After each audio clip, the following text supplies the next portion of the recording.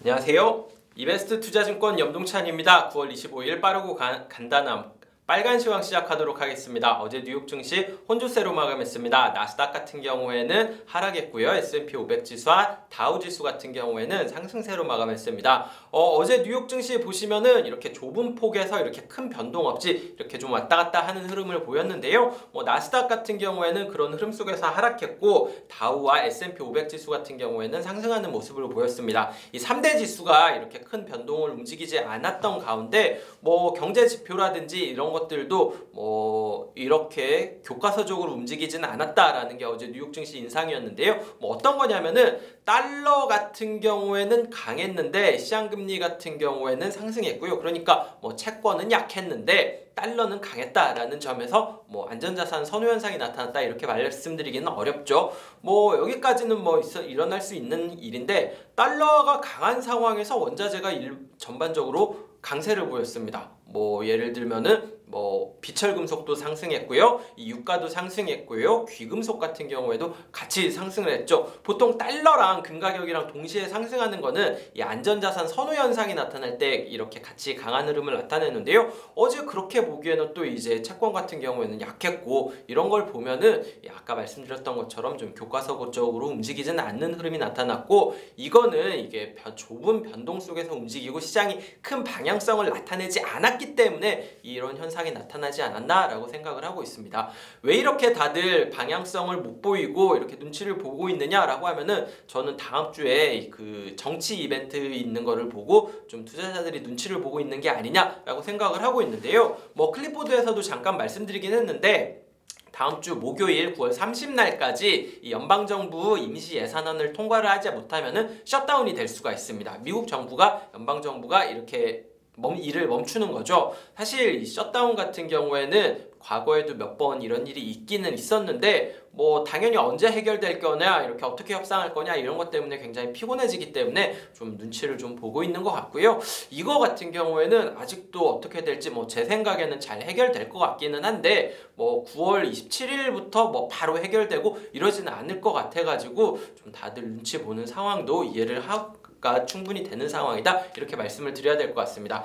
헝다그룹 이슈 역시 좀 영향을 미쳤고요. 유럽이라든지 미국이라든지 둘 다 안 좋은 쪽으로 영향을 미칠 수밖에 없는데 일단 헝다그룹에 있는 위안화 표시 채권 같은 경우에는 이자 지급 문제를 모두 해결했다라고 했습니다. 다만 달러 표시 채권 같은 경우에는 이자를 원래 지급해야 되는 23일에 지급하지 못했다라는 언론 보도가 나왔는데 다만 이게 디폴트냐 그러니까 채무 불이행이었느냐라고 말하기에는 좀 애매한 게요.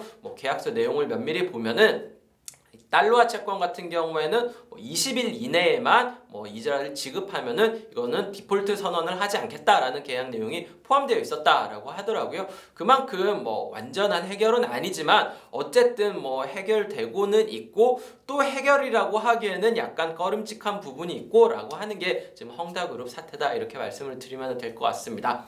네, 어제 시장에서 또 하나 보셔야 될 게 이 연준 위원들의 발언들이 있었는데요. 어제 같은 경우에는 캔자스시티 연은 총재랑 그 다음에 클리브랜드 연은 총재의 발언이 있었습니다. 두 총재는 모두 공통적으로 올해 같은 경우에는 FOMC 투표권이 없는데 내년에는 투표권이 있거든요. 근데 둘 다 좀 매파적으로 발언을 했습니다. 클리브랜드 연은 총재 같은 경우에는 올해 11월에 테이퍼링 시작해가지고 내년 상반기에 끝내야 되는 거에 대해서 나는 동의한다. 인플레이션 같은 경우에는 지금보다는 나아지긴 하겠지만 어쨌든 테이퍼링은 해야 된다. 이런 식으로 얘기를 했고요. 그 다음에 캔자스시티 연은 총재 같은 경우에는 이미 테이퍼링 시작해야 되는 조건을 모두 갖추고 있다. 고용도 인플레이션도 지금 바로 시작해야 된다. 이런 식으로 얘기를 했습니다. 어느 정도 좀 매파적인 발언이었다. 이 정도로 말씀을 드릴 수가 있을 것 같아요.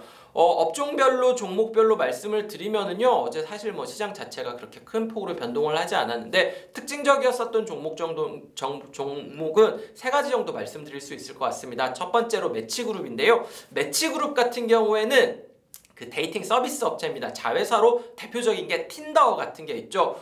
젊은 분들은 많이 써보셨겠지만 저는 결혼하고 이런 서비스가 나와서 써볼 일이 없었는데요. 어쨌든 이 틴더를 운영하는 데가 이 매치그룹이고요. 여기 같은 경우에는 S&P 500에 포함되어 있지 않다가 9월 20날 신규로 S&P 500에 포함됐습니다. 이 매치그룹이 이 수익률이 1일 기준으로 오늘 그 S&P 500 1위를 기록했는데요. 뭐 이유를 보시면은 뭐 직접 매입 형태로 공모 형태로 뭐 이렇게 주식 자금을 조달하겠다 뭐 이런 얘기가 있었는데 뭐 최근에 S&P 500에도 들어왔고 이거를 이용해서 뭐 자금 조달도 하고 그러면 당연히 좀 사업도 커지지 않겠냐 하는 기대감 때문에 주가가 올랐다 이렇게 보시면 될 것 같고요. 두 번째로 이 크루즈 업체죠. 카니발이 실적을 발표했습니다. 실적을 발표했는데 예상보다 매출액 순이익이 안 나왔어요. 그럼에도 불구하고 주가는 강세를 보였습니다. 이유를 보면은 당연히 뭐 2분기에 지난 분기에 뭐 델타 변이 확산되고 하면서 실적은 안 좋았지만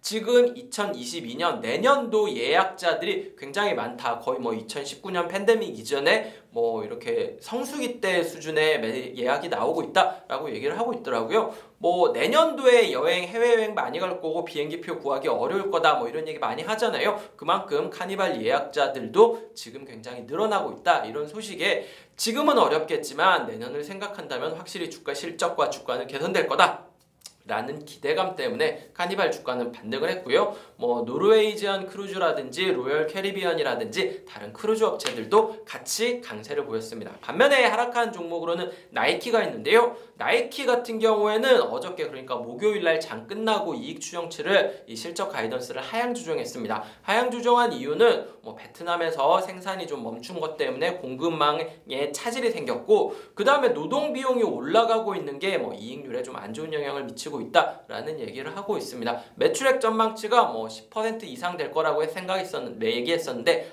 이건 2022년 기준입니다. 내년도 매출액 증가율이 10% 이상일 거다라고 얘기했었는데 이번 가이던스에서는 한 4에서 6% 정도로 얘기를 하면서 주가는 같이 약세를 보였다. S&P 500률 수익률 하위 1위를 기록했다. 이렇게 요약을 드리면 될 것 같습니다.